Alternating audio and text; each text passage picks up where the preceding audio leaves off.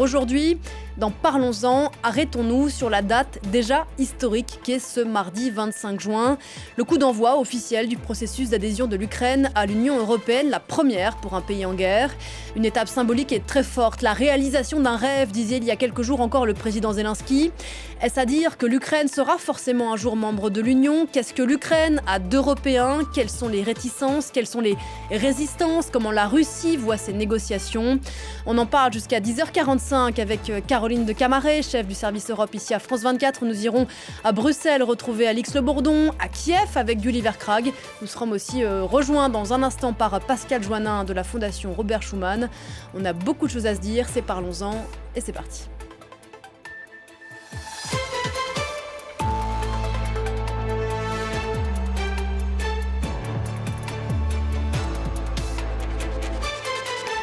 Bonjour Caroline de Camaret, chef du service Europe de France 24. On va discuter avec vous, bien sûr, à l'occasion du coup d'envoi du processus d'adhésion de l'Ukraine à l'Union européenne. Il sera donné très officiellement cet après-midi au Luxembourg.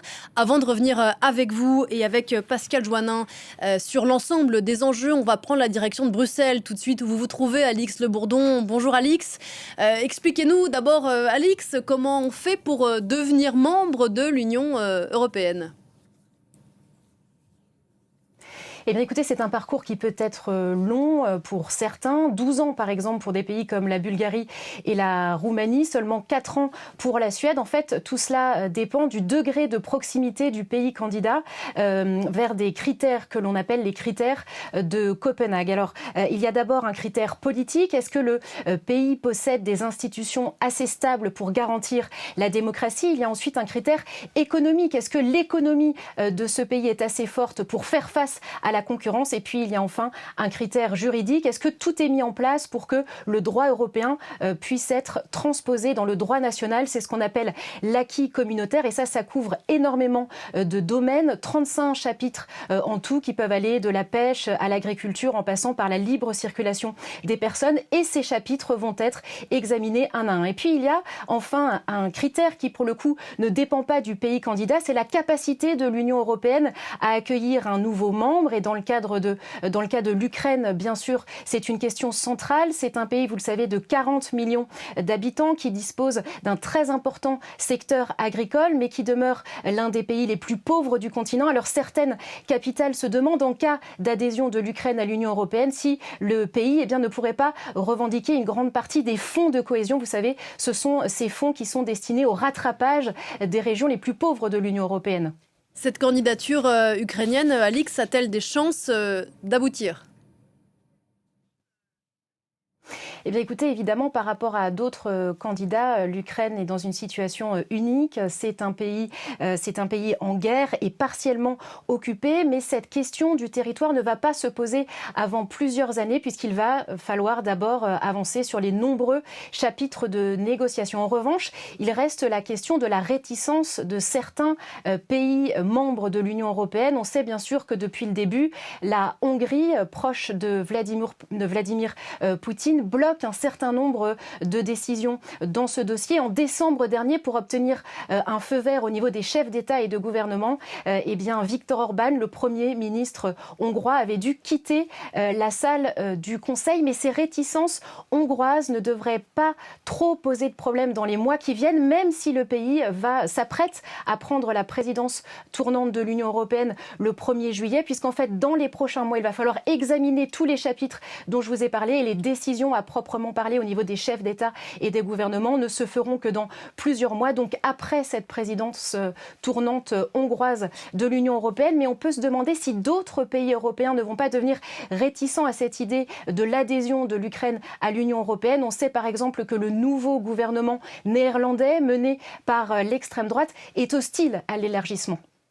Merci beaucoup Alix Le Bourdon. Petit détour par ce plateau pour vous accueillir Pascal Joannin. Merci beaucoup Bonjour. de participer ce matin à cette discussion. Bonjour, directrice générale de la Fondation Robert Schuman.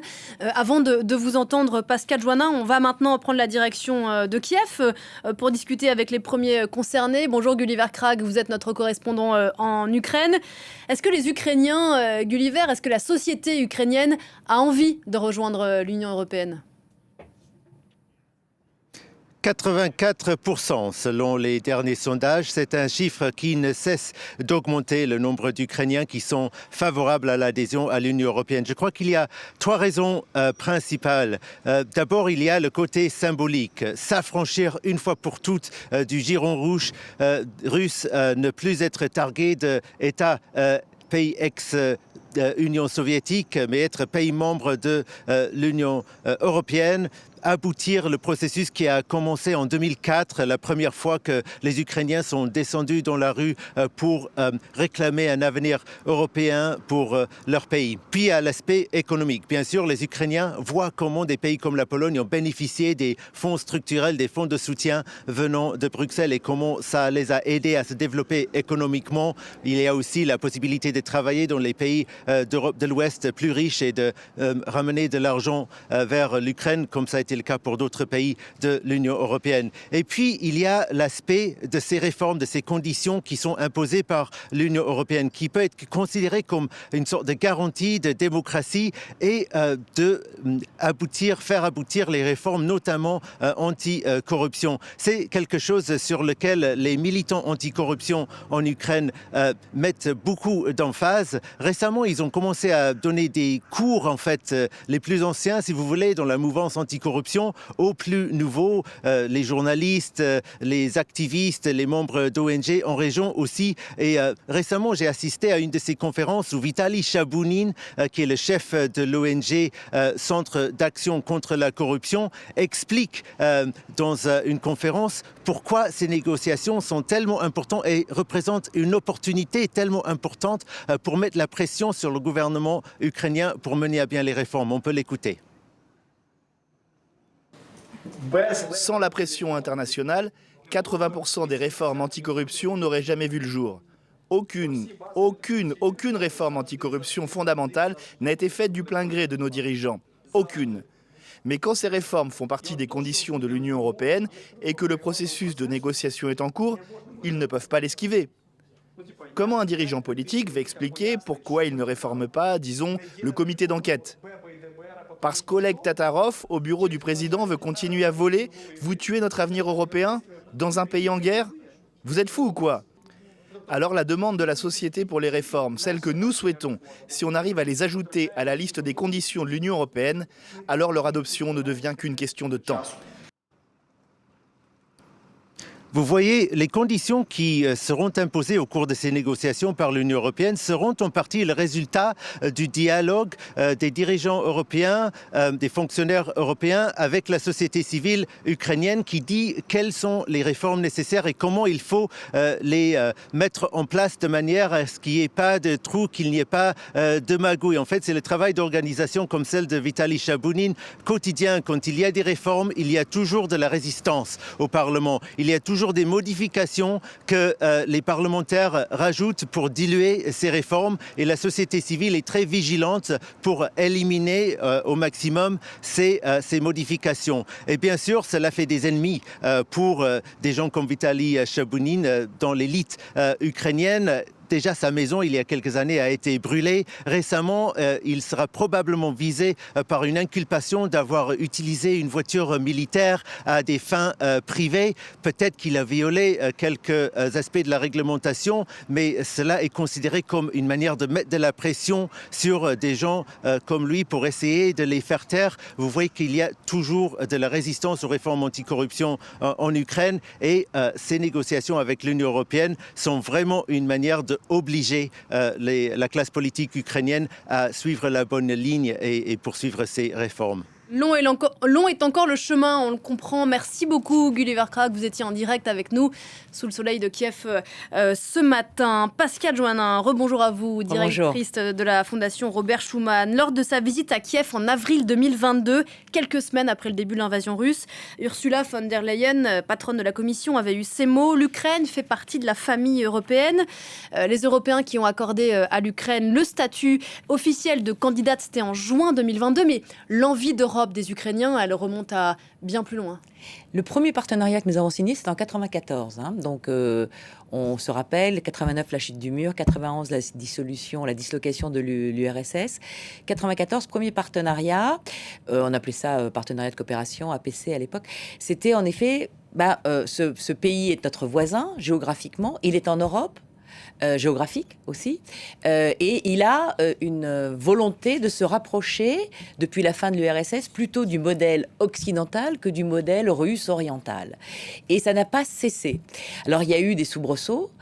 En 2014, on a eu une volonté de la société civile d'être pro-européenne, avec un président qui s'appelait Viktor Yanukovych, qui, lui, ne l'était pas. Il a fini par partir, sous la pression de la population, il faut le savoir. Il est parti se réfugier en Russie. Après la révolution du Maïdan. Et puis, en effet, à partir de là, il y a eu les premières menaces et intrusions des forces russes dans le Donbass et la récupération de la Crimée qu'ils considèrent comme russe. Bon, alors que quand on est allé en Crimée une fois, c'est plus turc que russe. Mais il faudra m'expliquer pourquoi c'était russe. Pas parce qu'il y a que la base de Sébastopol. Et donc là, en effet, on a un partenariat qui est donc qui a quasiment 30 ans aujourd'hui, puisque 94-2024. On est aujourd'hui à la suite d'un processus qui a été engagé après la guerre, puisqu'on a bien vu que cette guerre faite contre l'Ukraine était une guerre faite contre les valeurs occidentales, que les Ukrainiens sont ceux qui ramassent les bombes pour le modèle qu'ils ont choisi de vivre comme nous, et que si on ne les aide pas, Poutine ne s'arrêtera pas forcément à l'Ukraine. Donc aujourd'hui, il est là-bas, mais qui dit que demain, il ne serait pas ailleurs, puisqu'il vomit, je cite ces mots, le système que nous représentons. Et que nous sommes une société décadente, que nous avons des valeurs absolument... Et donc, il fera tout pour affaiblir l'Union européenne. Et donc, on est à la suite d'un processus, mais un processus qui va être long. Vous allez parler de mois, moi je vais parler d'années. Oui, bien sûr. On va pas faire d'exception pour l'Ukraine. On a pris des mesures très rapidement. C'est des mesures, en effet, qui sont de la Commission, mais des États membres. Là, si aujourd'hui, on a le début de l'ouverture, c'est pas un processus de la Commission. Je voudrais le dire ça pour vos auditeurs, parce qu'on pense souvent que la Commission a tous les pouvoirs dans l'Union européenne. Certainement pas. Elle a rendu un avis positif, mais il y a eu tous les États membres, y compris la Hongrie, dont vous dites que le Premier ministre n'est pas très favorable. Ce qui est vrai. Tous les États membres ont voté pour que cette négociation, ce lancement des négociations, c'est un chemin très long, parce qu'on ne fera pas de particularisme pour l'Ukraine.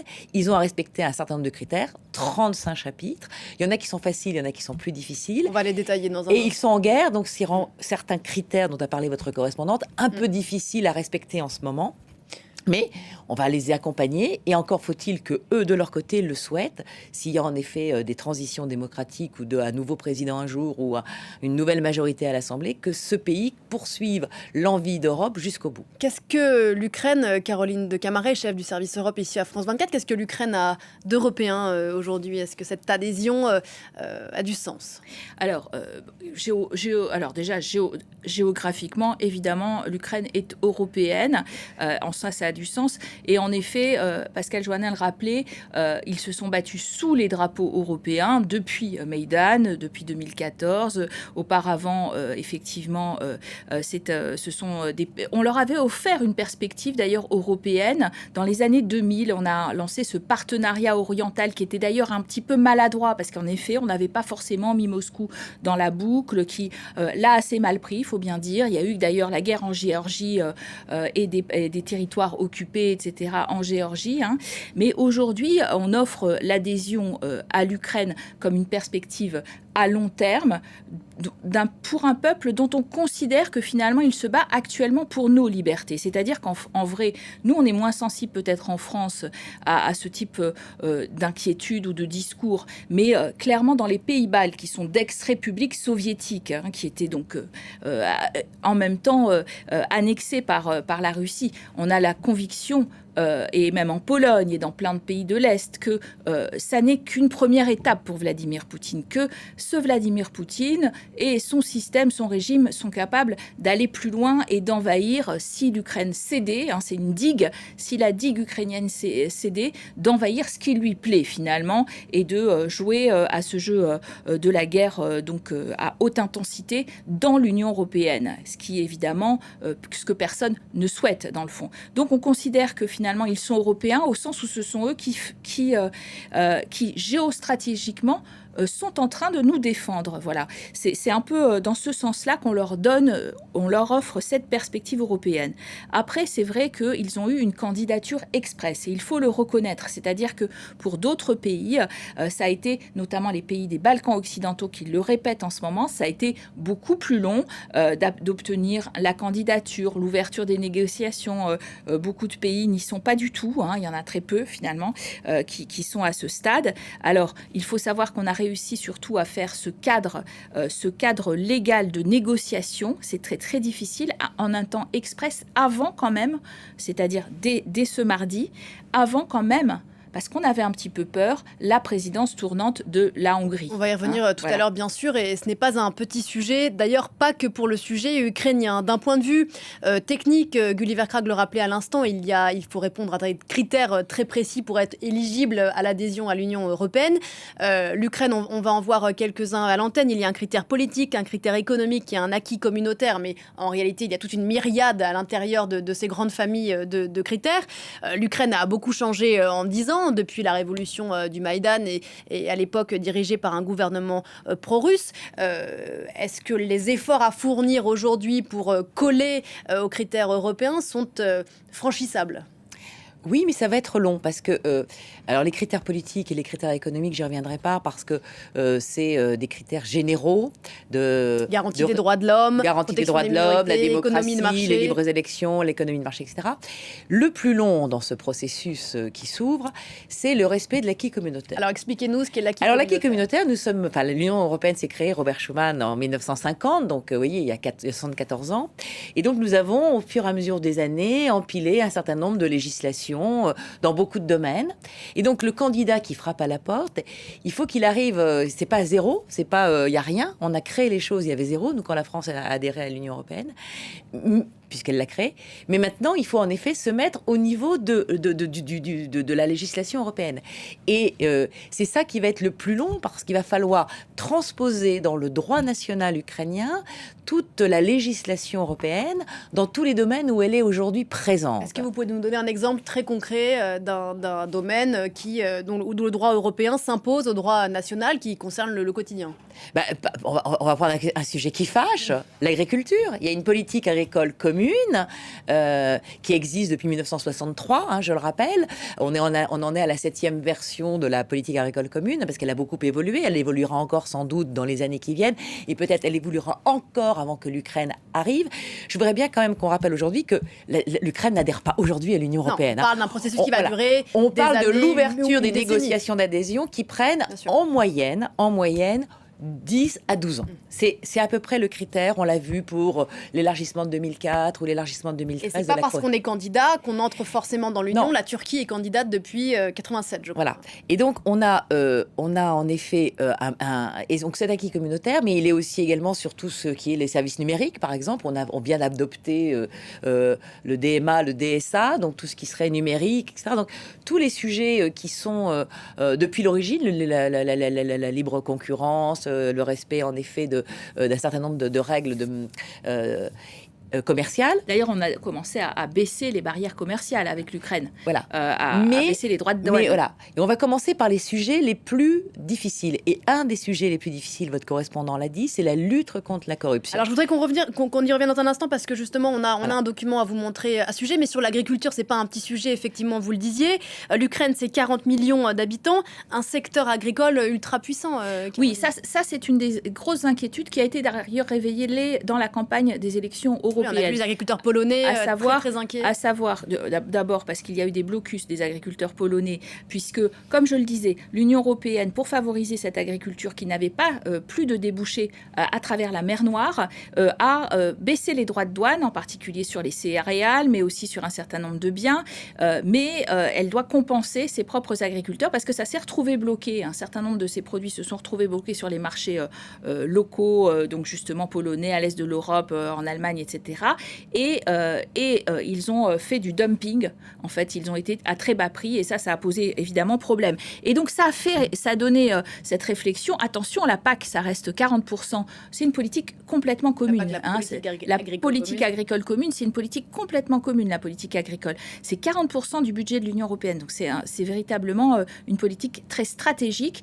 Et si un pays qui est le grenier à blé de l'Union européenne nous rejoint, attention, si on se retrouve non plus à 27, mais avec ce pays-là qui a des énormes besoins de réformer son agriculture et de la renouveler. Le risque concrètement, pour les agriculteurs des autres pays européens, c'est quoi? C'est d'avoir moins d'argent. Submergé? C'est d'avoir moins d'argent, tout simplement. Parce qu'il déjà, dans un premier temps, voilà. Sauf à augmenter considérablement le budget européen. C'est un des projets qui se pose. On sait la différence entre des pays qui voudraient faire plus en matière d'Europe, mais avec un budget contraint, on n'y arrivera pas. Et des pays dits frugaux qui veulent plus dépenser parce qu'ils sont des contributeurs. Là, il faut rappeler que l'Ukraine serait forcément un bénéficiaire. Alors, Caroline parlait de la mer Noire. Heureusement, grâce en effet à beaucoup de choses qui ont fait les Ukrainiens, ils ont pu libérer le corridor de la mer Noire. Parce que je rappelle que ce territoire qu'on appelle en effet le grenier à blé, les terres noires ukrainiennes, sont un territoire riche en matière de sol depuis longtemps. Et d'ailleurs, c'est pour ça que l'URSS l'a annexé, parce que c'est le grenier à blé. Ils avaient besoin d'exporter. Ils exportent beaucoup sur les pays africains. Donc, en effet, mer Noire, etc. Donc, ça a été bloqué pendant un moment et on a eu ce... Mais c'est vrai que la structure des exploitations agricoles qui sont de taille beaucoup plus grande, d'une agriculture extensive, est un modèle qui n'est pas tout à fait le même que le nôtre. Et donc, il faudra harmoniser tout ça à un moment T. Mais voilà, donc, cette harmonisation, donc cet acquis communautaire, il est obligatoire. Donc, on va commencer par les chapitres les plus difficiles, parce qu'on s'est aperçu dans les élargissements précédents que il y avait des chapitres faciles, et donc ceux-là, on pouvait les faire à la fin, tout en commençant à travailler, bien entendu. Mais que pour les chapitres difficiles, qui sont vraiment très difficiles, on commence tout de suite, parce qu'on sait qu'il faudra peut-être 10 à 12 ans pour clore ces chapitres, et on ne fera pas d'exception. Il faut que tous ces chapitres soient clos, les 35, avant qu'il y ait un traité d'adhésion qui soit mis sur la table. Là où on a levé un tabou, et je trouve ça assez fantastique, et peut-être on ne prend pas la mesure, la Commission européenne a eu cette stratégie de dire c'est un pays en guerre, d'accord, mais on commence les négociations d'adhésion malgré tout. C'est-à-dire que jusqu'à présent, on avait quand même le sentiment qu'un pays devait être suffisamment stabilisé pour, par exemple, les Balkans occidentaux ont demandé leur adhésion après qu'a eu lieu la guerre des Balkans. C'était pas pendant, quand même. Donc, on avait quand même ce sentiment que c'était pas possible pour un pays en guerre, puisque, en effet, des pans de son territoire étaient d'une part occupés. Il n'y avait pas une économie fonctionnante. Il n'y a pas une économie fonctionnelle. Il y a des conséquences sur l'état de droit. La présidentielle en Ukraine n'a pas eu lieu, par exemple. Des conséquences sur l'état de droit. Et pourtant, quand même, la Commission en juin estime quand même que les mesures pour lutter contre la corruption, pour l'emprise des oligarques et les mesures justement judiciaires ont été améliorées dans cet état. Donc on a considéré qu'on pouvait ouvrir certains chapitres, même pendant la guerre, pour donner cette perspective européenne aux Ukrainiens, et que de toute façon on pourra clore ces négociations quand le pays ne sera plus en guerre. Et donc dans 10-12 ans la guerre sera finie. D'un mot avant la pause sur l'économie ukrainienne, elle est très en deçà aujourd'hui de la moyenne européenne. Ce n'est pas un problème? Vous savez, dans tous les élargissements qu'on a connus, l'élargissement de 2004 notamment, c'est-à-dire des pays qui avaient souffert de l'économie communiste, comme l'Ukraine, on avait un gap qui était... Qui a fait entre qui, rappelez-nous, en 2004 la Pologne, la Hongrie, la République tchèque, la Slovaquie. Et donc, ou la Roumanie et la Bulgarie en 2007, on s'est aperçu que ces pays étaient très en deçà à cause en effet, un système politique et économique qu'ils n'avaient pas choisi. Ils avaient été contraints. Et là, ils sont en train de rattraper. Quand on voit ce qui arrive en Pologne, la croissance, etc., on se dit que voilà, ça permet aussi de faire redécoller un pays. Et donc, l'Ukraine, qui aujourd'hui vous voyez bien, il y a des destructions volontaires de la part des Russes. On ne s'en prend pas seulement à des cibles militaires, il y a des cibles civiles, il y a des infrastructures, donc on voit bien qu'ils veulent affaiblir le pays. Malgré ça, l'Ukraine montre qu'elle elle va dans le bon sens. Et donc ce signal, on l'encourage en disant, ça va être difficile, on ne sait pas combien de temps ça va prendre, mais on vous donne le ticket, vous savez, comme sur le manège. Vous ne savez pas quand le manège va s'arrêter pour vous faire monter, mais vous le lancez. Donc c'est un signal fort qui est donné à l'Ukraine. Et n'oublions pas, puisque nous ne parlons pas de l'autre pays, à la Moldavie, qui elle aussi, aujourd'hui, est concernée. Alors, c'est un plus petit pays, mais c'est aussi un pays qui a des divisions, qui est dans la sphère russe, qui a été dans l'URSS aussi, mais qui aujourd'hui aussi commence... qui commence... Mais qui fait beaucoup moins débat, la Moldavie. Ce qu'il y a d'intéressant, c'est qu'on oublie peut-être qu'il y aura peut-être des bénéfices quand même. On est en train de compter les milliards qu'on a investis, plus de 85 milliards d'euros en direction de l'Ukraine, l'Union européenne. Mais on va participer à la reconstruction de ce pays. On est déjà en train... Les Européens ne font pas que ça par charité, mais on va en parler dans 3 minutes. Caroline, on fait une pause et on se retrouve juste après.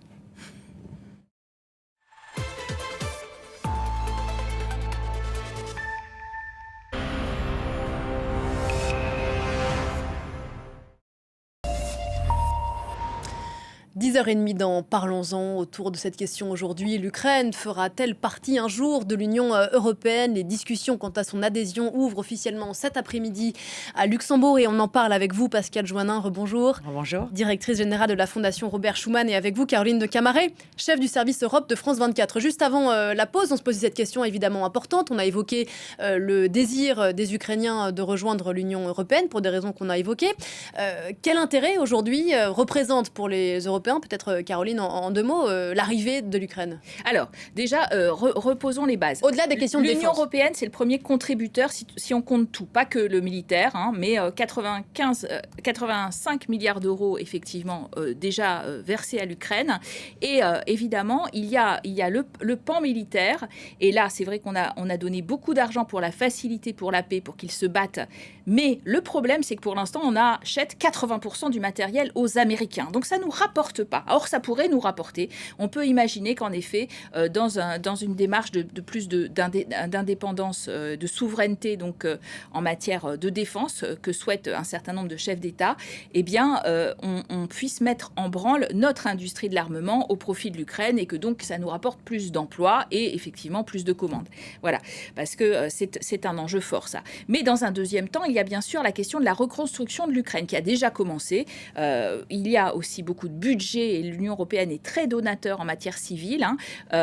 Et là encore, l'Union européenne veut être au rendez-vous. Quand on dit effectivement toutes les infrastructures électriques sont tombées, énormément de bâtiments très stratégiques n'existent plus. Il y a des banlieues entières qui sont détruites et tout l'est du pays est un monceau de ruines. Tout ça, on est en train d'en reconstruire d'ores et déjà un certain nombre et on peut considérer que nos entreprises européennes auront part à cette reconstruction de l'Ukraine qui, certes, vous le disiez, n'est pas un pays forcément riche, mais qui est un pays qui a beaucoup de ressources. On parlait de son gré, de ses céréales, un certain nombre de métaux, etc. Donc c'est un pays qui n'est pas un pays anodin du point de vue des ressources dans un futur de l'Union européenne à plus de 27 quand on ouvrira le club à 30 ou plus. Parce que maintenant, sur l'intérêt pour les Européens d'ouvrir leurs portes à l'Ukraine, au-delà des questions de défense et de protection qu'on évoquait tout à l'heure?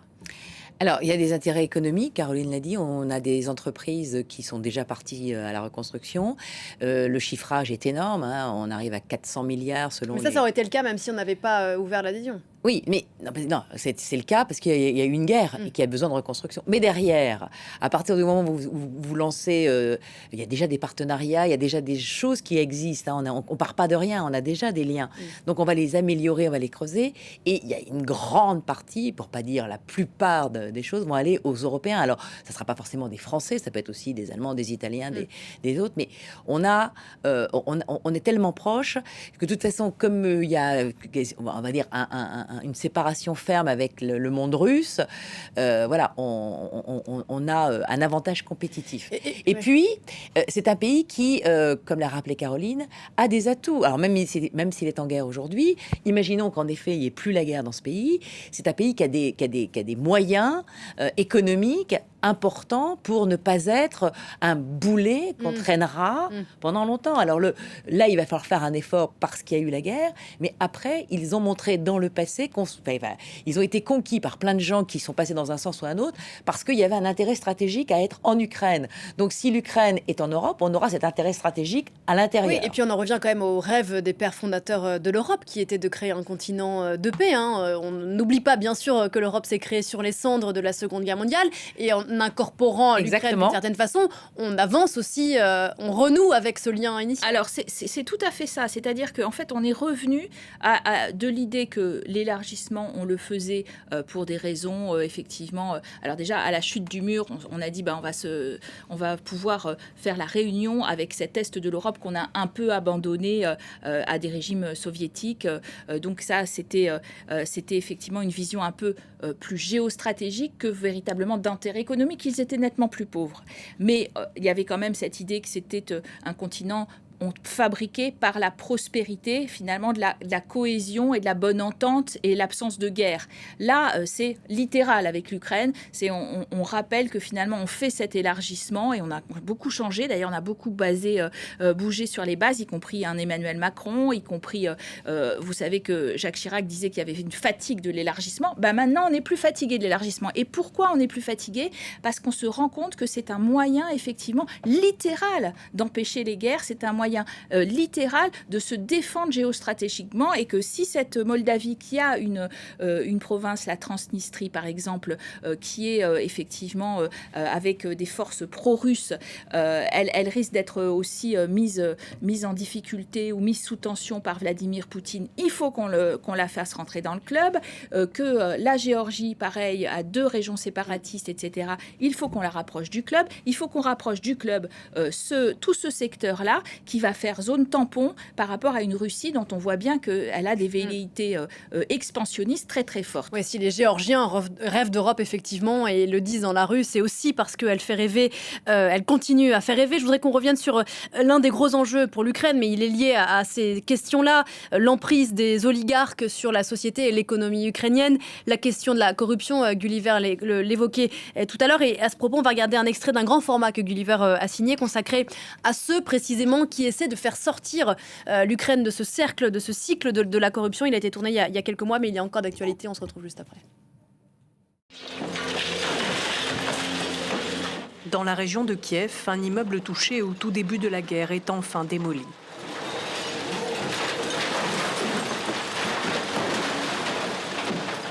À Borodianka, 66 immeubles sont en attente de reconstruction ou de rénovation, mais cela n'avance pas comme prévu. Dans l'immeuble de Katerina, la société engagée par la mairie pour réparer le toit a abandonné les travaux. Regardez, c'est à cause de l'eau qui s'infiltre. Les étages du haut restent inhabitables. Une autre société a posé des fenêtres dans tout l'immeuble, mais elles ne sont pas de la bonne taille. Au début, ils avaient laissé des fentes, le vent y entrait. C'était terrible. On se demandait ce qu'on allait faire. Ensuite, ils les ont remplis avec des briques. Je n'ai pas de mots pour expliquer comment on en est arrivé là. L'explication, c'est la corruption. L'été dernier, cette journaliste d'investigation a relevé de nombreux cas similaires dans la région de Kiev. Des contrats attribués sans appel d'offres à des sociétés de construction fictives ou sans compétences, liées à des politiciens locaux. Ils ont fait le travail de telle façon que c'est devenu pire. Et après cela, la même société s'est vue attribuer le contrat pour reconstruire tout l'immeuble. Durant les premiers mois après l'attaque de l'Ukraine, les affaires de corruption étaient souvent mises de côté par les journalistes. Question d'image. Mais le vent a tourné. C'est vrai que cela risque de donner l'impression qu'il y a de la corruption partout en Ukraine quand on en parle autant. Mais cela prouve surtout que nous avons la liberté d'expression, que les journalistes ont accès à l'information et qu'ils peuvent publier cette information. Notre but est d'influencer. Nous voulons que nos reportages changent les choses maintenant. Ce soir-là, Natalia et son collègue participent à une remise de prix pour le journalisme d'investigation. Cela se passe au palais abandonné par l'ancien président Viktor Yanukovych en 2014. À ses côtés, Yuri Nikolov, un célèbre journaliste d'investigation. Il a révélé le plus gros scandale de corruption de cette année, un contrat de restauration militaire 3 fois supérieur au prix du marché. Quelques jours plus tard, nous partons avec lui pour les montagnes des Carpates, pour un stage anticorruption où il enseigne. On les a vraiment empêchés de payer ces prix élevés. L'enquête de Yuri lui a d'abord valu les foudres des autorités. Il a été accusé de miner l'effort de guerre de l'ancien ministre de la Défense, Oleksiy Reznikov. En Russie, les activistes anticorruption sont emprisonnés. Mais ici, nous avons fait un choix civilisationnel différent. Le scandale a tout de même fini par coûter son poste à Reznikov. Pour Yuri, c'est l'ancien ministre qui était fautif et non pas les journalistes. 150 millions d'euros auraient pu être volés s'ils avaient payé ces prix exorbitants pour nourrir l'armée. Après avoir vu ce contrat, j'étais sur mon balcon et je me demandais quoi faire avec ça. Vais-je discréditer l'Ukraine ? Et là, il y a eu une attaque sur Kiev et j'ai vu un missile être abattu. Et je me suis dit, je veux que nous ayons davantage de défense antiaérienne. Plus de missiles, ça veut dire plus d'argent. Et si cet argent est volé, nous n'aurons pas ces missiles. Organisé par des ONG, le stage anticorruption rassemble des activistes et des journalistes venus de toute l'Ukraine. L'un des participants n'a pas pu venir au stage. Chers participants au stage, je suis désolé de ne pas pouvoir être avec vous. J'ai été attaqué il y a quelques jours. Sur sa chaîne YouTube, Oleksandr Moroz dénonçait des schémas de corruption opérés par la société qui dessert l'eau et l'électricité dans sa ville. Il a été passé à tabac devant chez lui. Après qu'ils m'ont frappé, j'étais à terre, à demi conscient. Ils m'ont dit que j'avais trop parlé. Pour Oleksandr, la guerre contre la corruption fait partie de la guerre contre la Russie. Quand la corruption reste impunie, le moral des troupes s'effondre. Alors, malgré cette attaque, le blogueur reste déterminé. Il reprendra ses enquêtes dès sa sortie de l'hôpital. Double guerre que mène l'Ukraine, on le disait à l'instant, guerre contre la Russie, guerre contre la corruption, guerre contre la Russie. Comment est-ce que Moscou voit les discussions s'ouvrir avec les Européens ? Très mal, parce que comme pour eux, la fin de l'Union soviétique, selon Vladimir Poutine, c'est la plus grande catastrophe qui ait connue ce pays. Ils le voient très mal, parce qu'ils estiment que c'est leur étranger proche, que c'est un territoire de l'Union soviétique, et malgré le fait que ce pays est le plus grand du monde, ils cherchent toujours à s'étendre et à vouloir être un peu véhément, velléitaire, etc. Donc on a besoin de montrer justement qu'on ne les laissera pas faire, parce qu'ils veulent récupérer l'Ukraine, la Moldavie, et puis demain, en effet, pourquoi pas les États baltes qui, comme Caroline l'a rappelé, l'ont été pendant 40 ans. Donc en effet, il est vent debout contre, et il fera tout pour saboter le plan au niveau qui est le sien, avec toutes des informations, fake news et cyber-attaques. Et surtout en essayant de séduire un certain nombre de leaders européens. C'est le cas de Viktor Orban. Il faut dire que le blocus contre les intérêts russes en Hongrie est à géométrie variable. La livraison du gaz a eu lieu post effectivement guerre, etc. Il y a eu des exemptions pour la Hongrie de Viktor Orban qui se sentait encore proche de Moscou et qui a des liens plus forts que les autres pays encore avec la Hongrie, pardon, Moscou, je vous coupe, Caroline, qui est le seul pays des 27 qui certes ne bloque pas le processus d'adhésion, mais qui est hostile à l'entrée de l'Ukraine dans pour l'instant. Alors parce qu'il y a clairement une minorité, il faut dire hongroise aussi en Ukraine, et que donc ça a créé des tensions qui sont des tensions historiques avec l'Ukraine que Orban, qui est un ultranationaliste, a repris à son compte. Il a en effet, on l'a dit, souhaité bloquer à plusieurs reprises à la fois l'argent versé à l'Ukraine dans le but de la défense. Et il ne l'a pas fait, mais il a monnayé en fait son soutien. Il a monnayé son soutien contre le dégel de ses propres fonds parce qu'il a des problèmes d'état de droit. Il a en tout cas joué les strubilions de conseil en conseil et ralenti le processus. C'est pour ça que évidemment il y a une forte inquiétude maintenant qu'il va prendre la présidence finalement de juillet à décembre, présidence tournante. Et ses ministres vont diriger les conseils agricoles justement, les conseils affaires économiques, etc. Et certes, ils ne vont pas complètement dicter le contenu, mais un petit peu mettre les choses ou non à l'agenda. Et peut-être que, en effet, le rythme, la rythmique avec laquelle on avance vers l'aide à l'Ukraine pourrait être moins fort ou moins sachant qu'il y a volontaire. la Hongrie aujourd'hui et peut-être demain, on l'évoquait tout à l'heure avec Alix, les Pays-Bas qui sont emmenés par l'extrême droite et la France à quelques jours des élections. Alors, je reviens rapidement sur la Hongrie. La Hongrie, la présidence du Conseil, c'est la présidence du Conseil, pas de l'Union européenne. Il ne faut pas en faire une affaire extraordinaire. D'abord, ils sont 27. Il y a un agenda quand même qui est contraint. Il n'y a pas de commission en ce moment. Le monopole de la commission, le monopole d'initiative, c'est la commission. Je rappelle que pour nos téléspectateurs, le Conseil, c'est la chambre haute parlementaire de l'Union européenne. Il y a la Chambre du peuple qu'ils ont élu le 9 juin, qui va prendre ses fonctions le 1er juillet, et il y a le Conseil qui est un législateur au niveau européen. S'il n'y a pas de texte ou peu de texte, parce que la Commission a fini, que le Parlement européen va se mettre en place, cette présidence finalement hongroise, elle intervient à un moment où il y a un renouvellement des institutions, il y a un renouvellement des choses, donc ils vont pas pouvoir faire beaucoup. La capacité de nuisance est faible. La capacité de nuisance est faible, et puis il y a l'unanimité qui est souvent requise pour les conseils, notamment en matière européenne, étrangère, donc ils ne feront pas seuls contre tous. Hein. Et puis Orban, il a toujours été de louvoyer. Sauf qu'ils ne sont peut-être pas si seuls, et le résultat des législatives ici en France va peut-être aussi donner du grain à moudre à ceux Alors, le qui résultat législatif en France, on va attendre le 7 juillet. Par contre, aux Pays-Bas, je rappelle que c'est un gouvernement de coalition où il y a l'extrême droite, que le Premier ministre, qui assistera donc au Conseil européen, est un fonctionnaire, apolitique, et que M. Wilders, pour justement avoir cette coalition autour de lui, a mis beaucoup d'eau dans son vin. Il veut plus sortir de l'Union européenne. Alors, il fera de la question migratoire un grand sujet. Ça, c'est clair. Mais pour le reste, il s'est beaucoup aplani, parce que justement, il a compris. Donc, c'est pas lui qui sera le Premier ministre, et c'est pas lui qui représentera les Pays-Bas au Conseil.